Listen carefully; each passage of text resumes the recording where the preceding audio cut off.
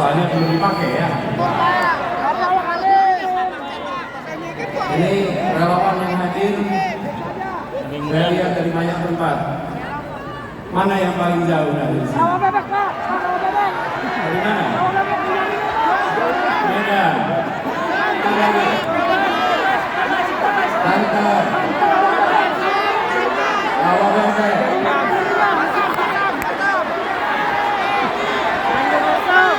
Sukabumi. Kalimantan. Ambon. Cirebon.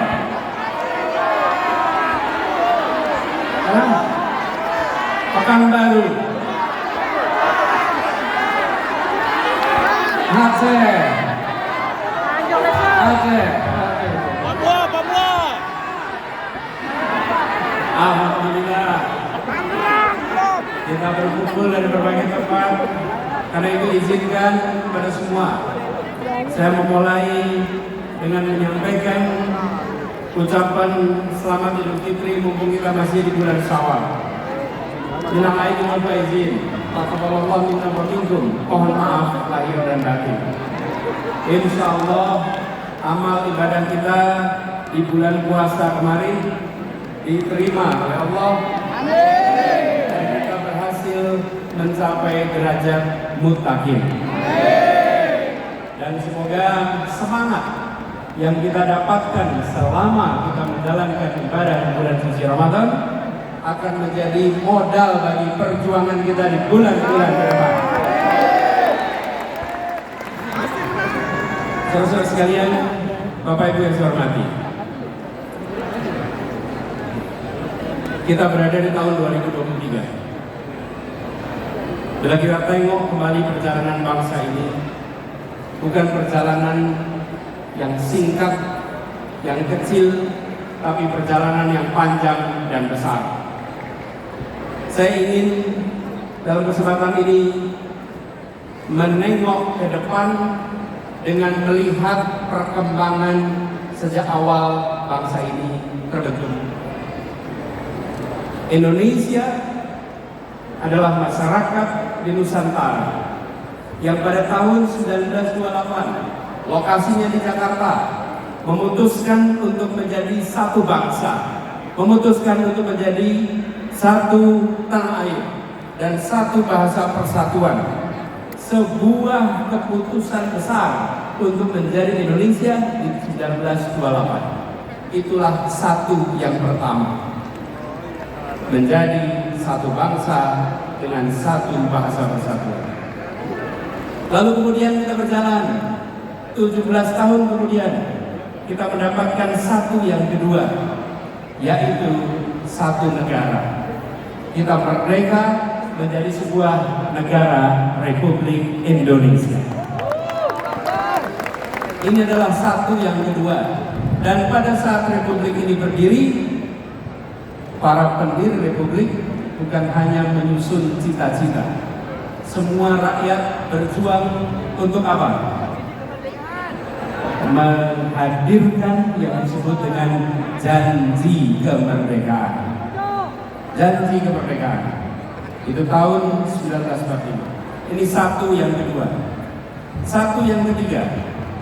Di tahun 50 kita kembali menegaskan bahwa Indonesia bukan kumpulan negara kecil-kecil, tapi kita adalah sebuah negara kesatuan Republik Indonesia. Ada yang disebut dengan istilah mosi integrasi, menjadi satu. Ini satu yang ketiga, menjadi satu negara kesatuan. Tetapi pada saat itu kepulauan ini masih terpisah-pisah satu sama lain. Kita belum menjadi satu kesatuan wilayah. Yang ada adalah antara pulau ada lautan, dan lautan itu bukan bagian dari Indonesia. Karena itu kemudian tahun 57 ada yang disebut sebagai Deklarasi Juanda yang menyatakan bahwa seluruh wilayah air di dalam bagian dari negara Indonesia dijadikan sebagai satu teritori tahun 57. Tapi perjuangannya tidak sebentar. dunia tidak mau langsung mengakui.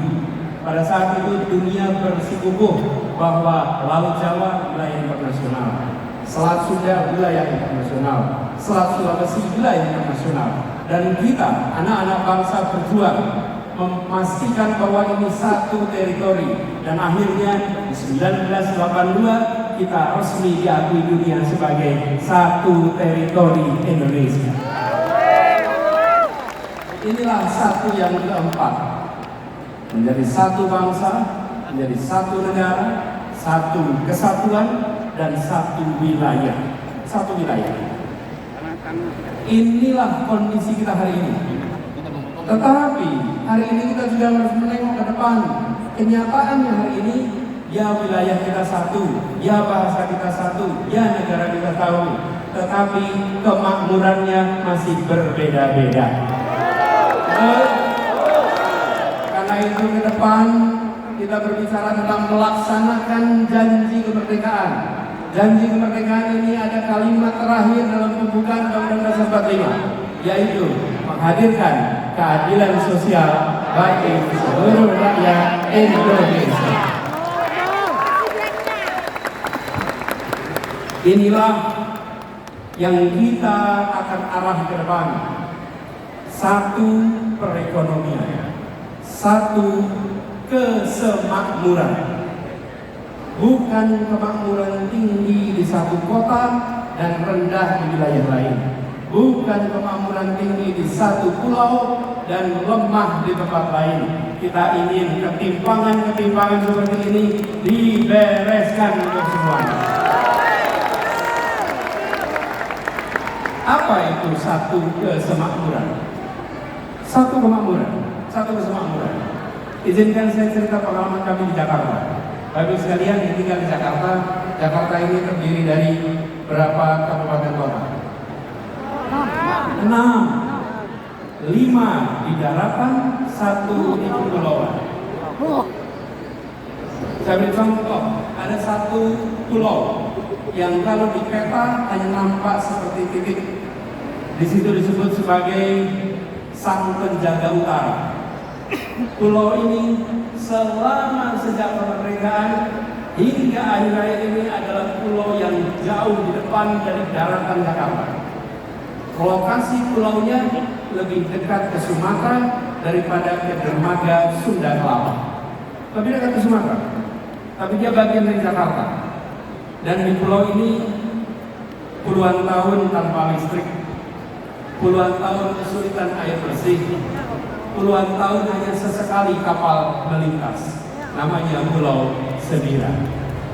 Bila kita menyaksikan Jakarta hanya sebagai urusan daratan, maka tempat ini akan terus-menerus dibiarkan. Pendekatan kita adalah Jakarta harus satu kesemakmuran.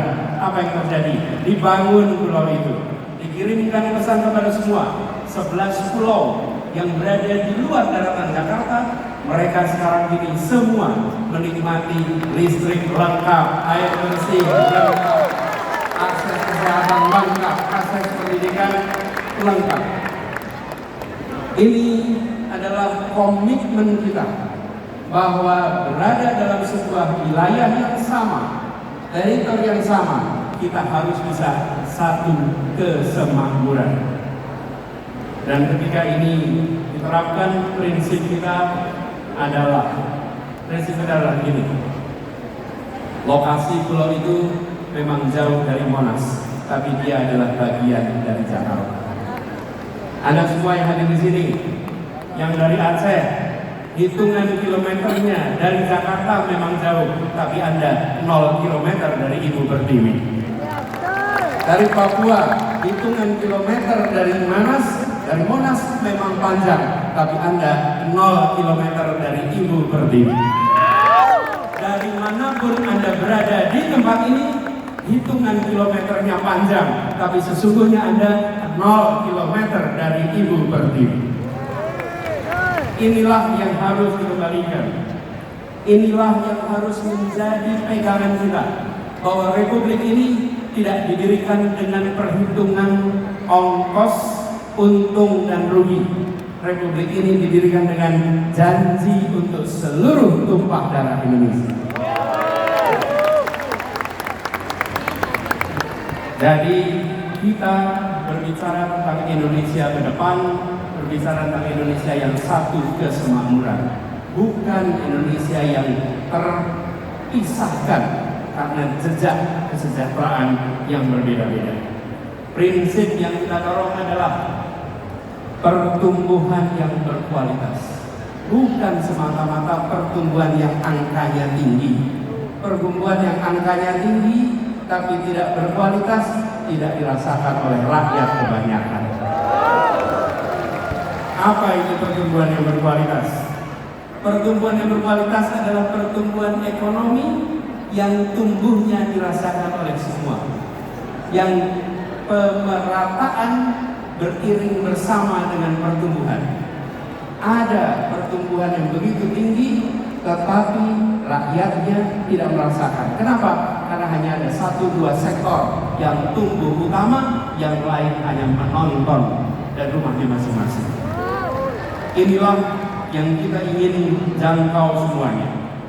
Kemudian kita tahu negeri ini punya begitu banyak peluang, dan pemerintah harus memastikan bahwa sumber daya yang diberikan oleh pemerintah untuk rakyatnya adalah sumber daya yang tepat. Kita menghadapi tantangan lingkungan hidup, itu menjadi kenyataan bagi kita. Solusi menghadapi masalah lingkungan hidup, apalagi soal polusi udara, bukanlah terletak di dalam subsidi untuk mobil listrik. Yang pemilik mobil listriknya adalah mereka-mereka yang tidak membutuhkan subsidi.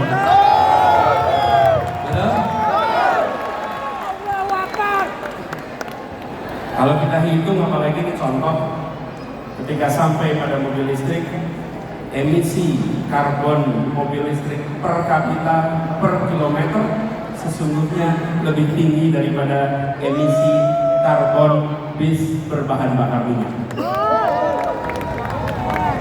Emisi per kilometer per kapita untuk mobil listrik dibandingkan dengan bis berbasis BBM. Kenapa itu bisa terjadi? Karena bis memuat orang banyak, sementara mobil memuat orang sedikit. Ditambah lagi pengalaman kami di Jakarta, ketika kendaraan pribadi berbasis listrik, dia tidak akan menggantikan mobil yang ada di garasinya. Dia akan menambah mobil di jalanan, menambah kemacetan di jalanan. Jadi, yang didorong ke depan adalah demokratisasi sumber daya, bahwa kita mengarahkan agar sumber daya dimiliki negara diberikan melalui sektor-sektor yang memberikan manfaat nyata bagi masyarakat banyak, bukan semata-mata untuk mendapatkan perhatian dalam percakapan, apalagi percakapan sosial media. Karena itulah kita ingin dorong ke depan, insya Allah jalan-jalan tol yang sekarang sudah dibangun secara aman baik oleh pemerintahan hari ini, ke depannya nantinya dipenuhi oleh kendaraan-kendaraan umum berbasis dengan listrik. Kendaraan-kendaraan logistik berbasis listrik, bukan pribadi, tapi kendaraan umum. Dan kita tahu, begitu bicara kendaraan logistik, kendaraan umum, pengangkut massal, maka dia bukan hanya memindahkan badan, bukan hanya memindahkan barang, dia sebetulnya adalah alat untuk membangun perasaan kesetaraan, alat membangun perasaan persatuan. Dari ke depan ini adalah contoh bagaimana kebijakan disusun berdasarkan gagasan, bukan sekedar kebijakan tanpa narasi, tanpa gagasan. Urutannya jelas, bukan hanya karya, tapi karya berbasis narasi, narasi berbasis gagasan. Dan gagasannya di sini tadi yang saya sampaikan: kesemakmuran, kesetaraan, keadilan. Dan begitu ada pembagian sumber daya, maka pembagian sumber daya ini adalah memasukkan unsur-unsur gagasan itu. Karena itulah ketika kita melihat ke depan, kita membayangkan bahwa pembangunan ke depan adalah pembangunan yang menjangkau semua, bukan menjangkau sebagian. tadi ada ilustrasi. Saya ingin cerita sedikit. Suatu ketika saya datang di sebuah pulau namanya Pulau Selaru. Pulau Selaru ini di ujung timur tenggara Maluku Tenggara Barat. Posisinya sedikit di atas Darwin. Ini adalah ujungnya Indonesia. Saya datang ke pulau itu, lalu mereka memulai acara dengan berkumpul kira-kira 100 orang. Di tempat itu belum ada listrik. Lalu mereka menyiapkan diesel untuk sound system. Dieselnya ditaruh kira-kira 20-30 meter dari lokasi acara supaya lambainya diesel tidak terdengar kita. Di tempat itu acara mau dimulai. Lalu yang memimpin acara bilang, saudara-saudara semua, mari kita berdiri menyanyikan Indonesia Raya. Hati saya bergetar. Di sebuah tanah yang listriknya belum masuk, mereka memulai acara dengan menyatakan kami mencintai Republik ini walaupun Republik ini belum menunaikan janjinya di tempat ini. Mereka belum merasakan kesejahteraan fasilitas seperti kita. Yang mereka miliki masih terbatas, tapi mereka mengirim pesan pada tamu yang datang dari Jakarta. Pak Anies, bisa jadi kami belum punya listrik, bisa jadi kami belum sejahtera, tapi jangan pernah ragukan keindonesiaan dan kecintaan kami pada Indonesia. Saya menemukan kalimat-kalimat seperti di berbagai tempat. Saya datang ke sebuah tempat namanya Sentolo. Sentolo ini jauh di Kulon Progo. Ngobrol dengan warga. Di tempat itu ketika saya bicara, mereka cerita, Pak Anies, tempat ini sudah diukur akan dipakai untuk pembangunan jalan tol. Rumah saya akan kena. Terus saya tanya, bagaimana Pak rumahnya kena? Oh nggak apa-apa, biarkan tanah ini dipakai untuk pembangunan karena ini adalah untuk kepentingan negara, ini untuk kepentingan masyarakat banyak. Dia belum sejahtera, dia kondisinya masih minim, tapi dia mengatakan pada semua bahwa kecintaan kami bukan berdasarkan kekayaan material. Kami mencintai Republik ini secara tanpa syarat. Terus sekalian, kita yang berkumpul di tempat ini, kita yang memperjuangkan Indonesia yang lebih baik, kita harus ingat bahwa ada saudara-saudara kita yang lokasinya hitungan kilometer jauh dari Jakarta, jauh dari Monas, tapi mereka 0 kilometer dari Indonesia dan mereka harus merasakan kesejahteraan yang meningkat secara amat serius. Itulah sebabnya bicara tentang kesemakmuran harus konkret kami coba wujudkan kemarin di Jakarta. Dan insya Allah, bila Allah nanti takdirkan, tahun depan kita akan merasakan sebuah penentuan arah. Pemilu Pilpres 2024 bukan soal meneruskan atau tidak meneruskan sebuah program. Bukan.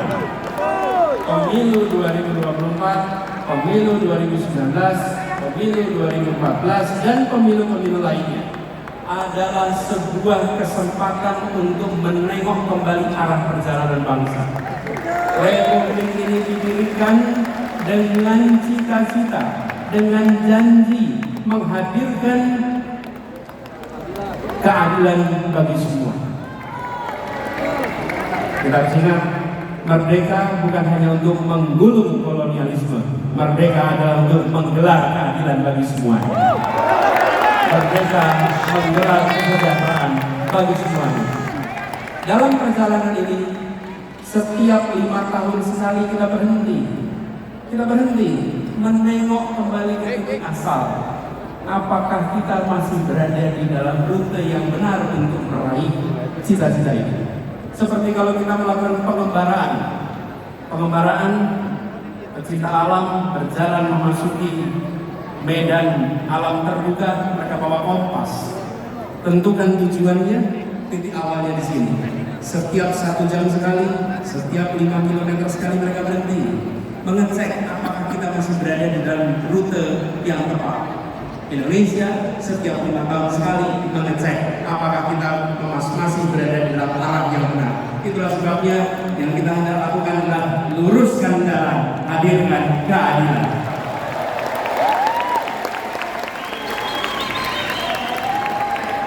Teman-teman semua, para relawan dan semua simpatisan pendukung yang saya hormati, saya berkali-kali mengatakan bahwa relawan itu adalah pribadi-pribadi mulia.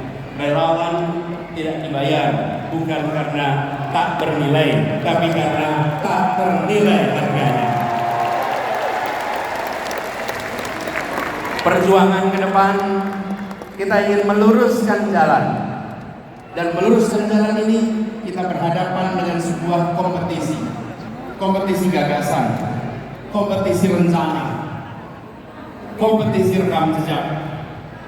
Dan dalam kompetisi ini kita akan berhadapan dengan lawan yang memiliki sumber daya yang luar biasa besar, lawan yang memiliki kekuatan yang sangat besar, lawan yang bisa mendominasi.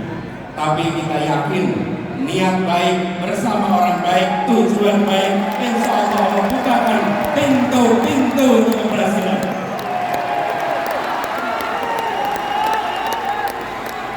Kita tidak pernah gentar dengan ukuran material. Kita akan tunjukkan kekuatan spiritual yang kita miliki untuk meraih yang dijanjikan oleh Republik ini. Ini bukan tentang satu orang, ini bukan tentang satu partai, ini adalah tentang nasib masa depan bangsa kita dan anak-anak dari bangsa kita. Jaga kemuliaan perjuangan ini, jaga kehormatan perjuangan ini. Kirimkan pesan-pesan yang mempersatukan, kirimkan pesan-pesan yang menunjukkan bahwa kami tidak jual murah idealisme itu. Kami junjung tinggi idealisme itu. Tunjukkan bahwa kita punya rekam jejak yang baik, punya rekam gagasan yang baik, punya rekam karya yang baik. Karena kita punya itu semua, kita tidak perlu berbohong. Kita tunjukkan kenyataan. Bila rekam jejak kita bermasalah, bila rekam gagasan kita bermasalah, bila rekam karya bermasalah, baru di situ ada kebohongan-kebohongan. Karena itu kalau kita menyaksikan ada kebohongan diproduksi, sebenarnya itu adalah cerminan rasa tidak percaya diri atas diri.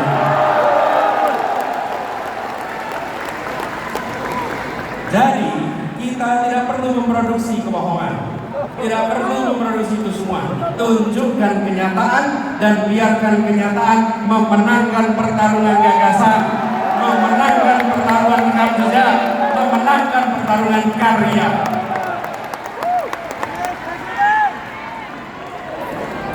Dan kita ingatkan kepada semua bahwa bisa jadi ada lawan, tapi tidak ada musuh.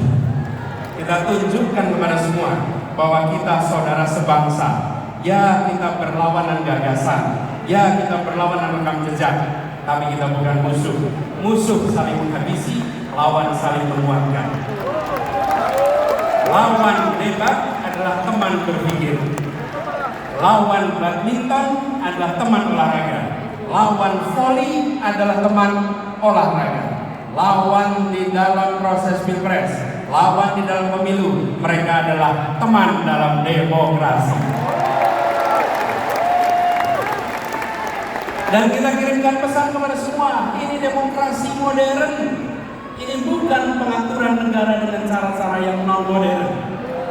Di dalam demokrasi modern, saya ingatkan beberapa hari yang lalu bahwa di dalam proses ini semua tidak ada kekuasaan yang berpindah, tidak ada kekuasaan yang hilang. Kekuasaan itu tetap dan terus berada di tangan rakyat Indonesia. Yang berpindah itu adalah kewenangan untuk melaksanakan kekuasaan rakyat.